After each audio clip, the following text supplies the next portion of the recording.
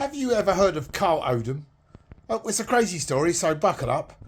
Carl Odom was jailed for shooting a pastor.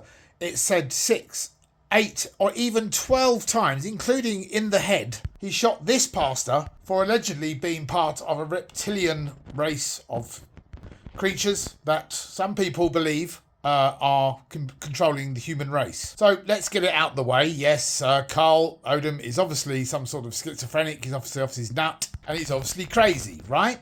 Problem is, Carl Odom has written down what happened to him to make him do this shooting. And, well, let me tell you the story, and then you tell me what you think. Because obviously it wasn't a good idea for Carl to have taken this action and got himself put in prison. But let's just hear his story first. By the way, this pastor, whatever that is, he became a high-ranking government official 2 weeks after surviving this shooting, like in the head and whatever else. And which is pretty weird, isn't it? But so let's just hear what Carl Odom, first of all, says made him do this, and then tell me what you think. Because if there's even a grain of truth to it, it's really freaky. There's no history of mental illness or being a crank or anything like that.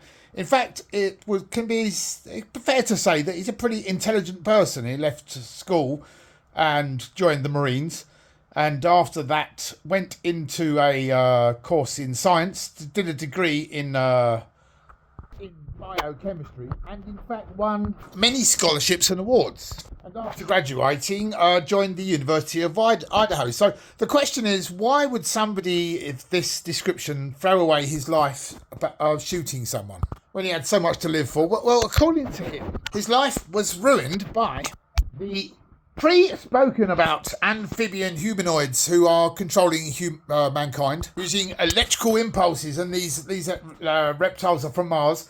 And I'm not joking. And but the funny thing is, there have been mention of this in history. It's weird how people in history can say these things, and we all go, "Oh, that must have been true."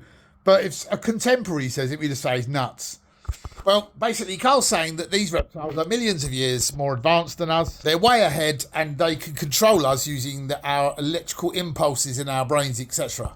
And I think most of you will know the story by now. They're basically using human beings as stock, as a slave race type thing. And because they're so far ahead, they're good at covering it all up and blending into society. And it's more than that. It's said that they live underground. Now, unfortunately, it's not just Carl who says that. This is a long-held historical belief from many cultures. The way Carl describes it is that they take control of wild human beings and use the human race as slaves. Now, what Carl's saying is that because of his intelligence, the reptiles were worried that he was going to be able to get the story over to us. So let's go through Carl's story first. He joined the University of Idaho. Carl talks of a spiritual enlightenment of some sort through meditation that suddenly made his coursework really easy, and he breezed through and he basically passed all the tests, and he got all his diplomas and what not, even the hard stuff. And as a result, he was offered a job at the Baylor School of Medicine in human genetics. But however, it was due to his spiritual enlightenment experience that he had that he was disagreeing with the present held beliefs, that is the human beliefs, of the professors at the university. And he was basically disagreeing with all that it was getting on his nerves so much he left the course. And that's when the problem started. So it was after a couple of days of stopping the programme that he was contacted by two of the other students on the programme, which was weird because they hadn't really talked to him like on the course, and they were acting a bit weird, and they were pointing fictitious guns at him and going pew pew, and like they were shooting a gun, and they kept on doing it. And Carl kept wondering what their problem was, and this was later on that Carl began to suspect that these two weren't human, and they'd been tasked with trying to make him the next school shooter. So he stopped talking with them and things started to improve. But after this, he began to feel mentally exhausted all the time. Sound familiar? Now, trying to get his life back on track, he had a job interview, which involved a flight. And it was on the way back on the flight that he began to think that there was an older gentleman looking back at him. Now, I have seen on the channel Minutes of Horror how he's been raising this, that people keep freaking out on aeroplane flights. I don't know if you've seen this. It's the channel Minutes of Horror or Second of Horror. And he has talked about this over and over again, about people freaking out on flights. Well, it's happened to Carl when he thought that this old guy was looking at him, and this old guy was making really weird faces at him, and Carl's brain was starting to hurt. And Carl was saying that every time that he felt these pains, this bloke would make notes in his little notepad. And someone else in front of him held up a newspaper with psychic thing on it, that was freaking him out as well. And he felt that they were doing something to him, but he didn't know what. Now, I don't even know what a track phone is, but apparently this old guy said to him, to buy a track phone. And Carl was wondering whether or not this meant that they were trying to contact him through a track phone. So he got one of these track phones. And so he just had this phone and he was just holding on to it for a while to see if anyone contacted it. And after about a month, someone did. And it was a message from someone called John. And John invited him to this church called The Altar. Then shortly after this, he started getting a message from this bloke called Tim. And Tim started being threatening.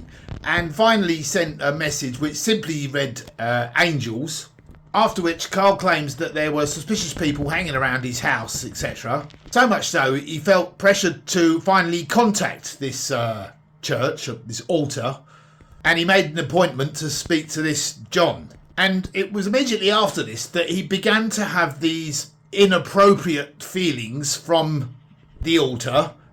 With a psalm which included phrases like, he's just our plaything and we want to make him stay up all night. And Carl claims that after this he was finding it difficult to sleep and rest and was becoming aroused in certain ways, and this was driving Carl up the wall, and it's eased off for a while, but then another voice came up in his head and it said, you're going to be uncomfortable, all you have to do is breathe. And while he sat there wondering what that meant, another voice said to him, he'll be sacrificed like Jesus and get beheaded.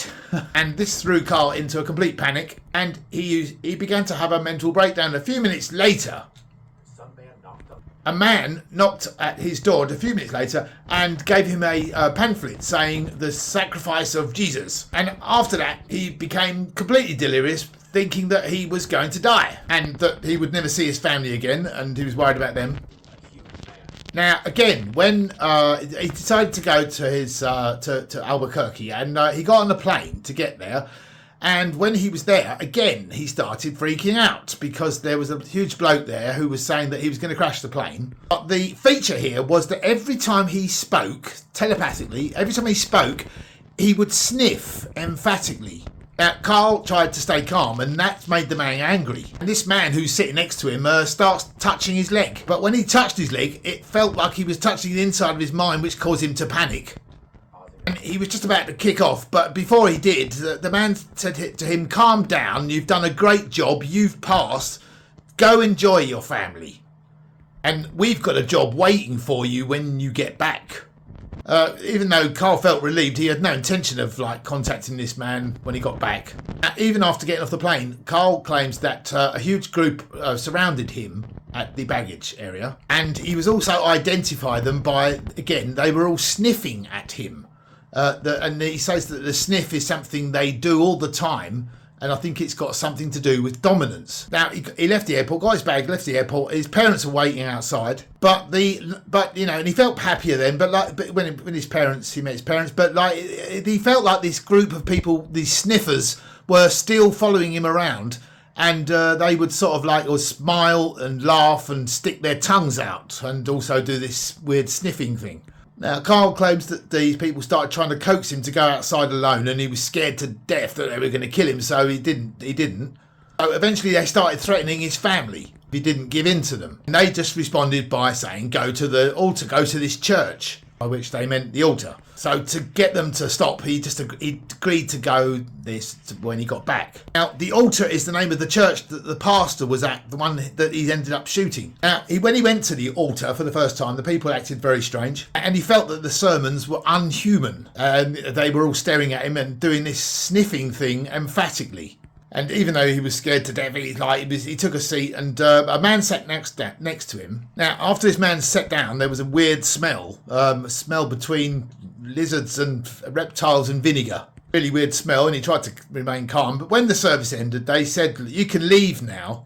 Yeah, and after this, Carl realised that he wasn't dealing with the government anymore. He realised that he was dealing with some sort of extraterrestrials or or whatever, and was really crapping himself. Now, after this, he didn't hear any more instructions from him, so he started applying for jobs again and trying to get back to normal. But as time went on, he realised that they were still following him and still harassing him like day and night, and he began to hear these voices more often, and they began to hallucinate stuff and that stuff that wasn't real, which Carl does acknowledge wasn't real. And again, they started playing with him in inappropriate ways, and both male and female would play out their fantasies with him in his mind. This type of harassment continued for weeks and intensified as the weeks wore on, while Carl was trying to maintain his sanity and avoid them. But eventually he just snapped and he went into a bakery, Safeway, when he suddenly got surrounded by a bunch of old men. Now they were looking at him and sniffing again. So he knew it was the same people, and they started stimulating him and aggressively spoke to him, saying things like, "Humans are nothing more than the result of a successive genetic experiment. You are a threat to the way these people think, and you can no longer be free in society. Your life is over. You are nothing but a toy. Your purpose is now to suck." And by which they meant them. And they continued to say other explicit things that were so obscene that you can't even repeat them. Which enraged Carl, and he was really lashing out, and he left the store, but it only got worse. They continued to stimulate him and play with his prostate and stuff. And he said that they were making him ejaculate to the point where he was in serious pain. And after it made him break down completely, they stopped, but he was completely distraught, and so much so he attempted to end himself, whereby he filled a charcoal grill with coals and put it in the car and rolled the windows up and fell asleep, hoping that would do the job. And even though he says that should have done the job, he still woke up in an extreme panic, and he got out the car and slowly regained consciousness. He was not pleased to be alive still. At that point, because he was losing the plot, he had to check himself into the VA, and they checked him straight into the mental ward, and he was admitted. They gave him medication, but it didn't do anything, and he sat there surrounded by psychotic people, and he became exasperated, and he felt that they wanted to make him into a crazy person. Well, they'd be out of a job if they didn't have crazy people. So he checked himself out and decided to start fighting back. So after leaving that environment, everything he tried to do with his life was sabotaged. Even though they didn't want him dead, they were frightened of him being alive because they felt that he was going to enlighten us to some sort of truth. So he went back to the altar and decided to ask them, what do you want of me? He didn't know what else to do, because at this point he just didn't care anymore. So he went back to the church. And he asked them, "What do you want from me?" So they said, "We want you as our erotic slave." So he sat there and waited for them to do something, but all they said was keep coming to the church. So he did. And after a few more services, he found himself talking to this Tim Pastor Remington bloke, like face to face, and he was saying that he should become one of their ministers. And he claims within this conversation that this Tim the Pastor showed his real face for a couple of seconds. That's the sketch that he drew that looks like the historic sort of lizards things, and also the Queen and whatever else. So Carl did a drawing of what he saw. I think you can tell from that picture that Carl is no idiot, is he? He's quite an intelligent guy, quite talented in being able to draw well like that. So he continued to attend this altar, and they kept telling him to surrender to them. Eventually Carl got fed up with it and didn't know what he was talking about, so he didn't go back. And after that, things died down a bit, and then Carl tried to sort of get his life back online and started pursuing a career as a pharmacist. And he got a job at the pharmacy and started doing more studies. But unfortunately, they started following him to the school and started making it impossible for him to study, and especially around test times. But even with everything going on, he still managed to get an A-. And the females were messing with him, and the males were messing with him as well. But eventually the pressure got too much, and with them messing around with him like they were, he basically... So he went into a blind rage, and he didn't have the strength to continue. He felt that the message he was getting was that he was being too smart for his own good, and they were worried that he was going to tell us the truth about them. And as they wanted to remove him from society in case that he can change the way that we think. Yeah, so they were worried about the problems that might cause, and it might lead to a scientific revolution. That if humans become any smarter as a species, we can become a threat to their existence. Obviously, he's in jail now for shooting this bloke, but he does say at the end here that if you want to speak to him in person, you'll see that he's not crazy at all. And to be honest with you, the way that this is constructed, it just seems like somebody that's going through some sort of mental anguish, the cause of which, well, depends what you believe. Do you believe the historical accounts of lizard people coming from the sky? Then why not somebody who's your contemporary? It doesn't make sense why Carl would throw his life away after, completely being normal childhood, no history of mental illness or nothing, intelligent, going on to a successful career, and suddenly he freaks out like this, and eventually he freaks out and he can't take it anymore. He ends up shooting this Tim the pastor. I think it does actually raise a reasonable question. Why this church? Why this pastor? Why was this pastor contacting him on that track phone? And how if he's been shot so many times, including in the head, has this pastor sort of like recovered and then gone on to get a top job in the government? And don't forget, Kyle was he's an ex-veteran, he's in the Marines or whatever, so he's trained, he knows what will kill someone with a gun. And these were, was it hollow bullets or something? These were the sort of bullets. He's of the opinion that I killed this person, there's no doubt about it. This person was human, he'd be dead. I shot him good and proper, Carl's like that, right? And I'll do my time. But he goes like, look, I'm innocent. Imagine if what Carl's saying is actually true. He's not the only person.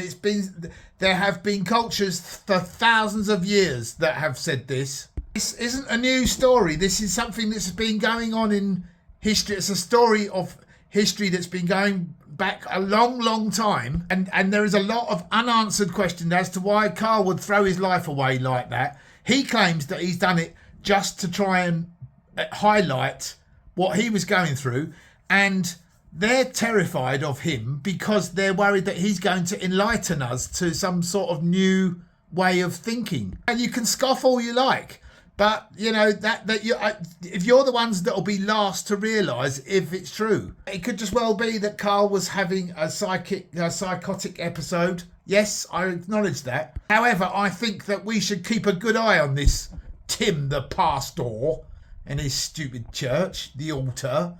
Sounds creepy, and he looks creepy as well. In there smiling like just been shot in the head and shot 8 times or whatever. Weirdo. Meanwhile, Carl's he's got to do his time in jail. Don't know how long he's got, but it seems a bit regrettable, to be honest with you. And if he has got something to enlighten us with, then I'd rather know, wouldn't you, wild human? I don't know if you've heard of this story before. If not, then please try and find out some more about it and let me know what you think, because I'd like to say that I completely think that it's Kyle just freaking out. But something, Anunnaki, is telling me that maybe he's not telling lies. In which case, that's bloody terrifying, isn't it? Weird story. What a weird story. What a weird story. Unanswered questions. So let me know what you think, please. So thanks for watching, and stay safe. If you can, and keep going, and for whatever you do, may peace be with you always, lizard or human.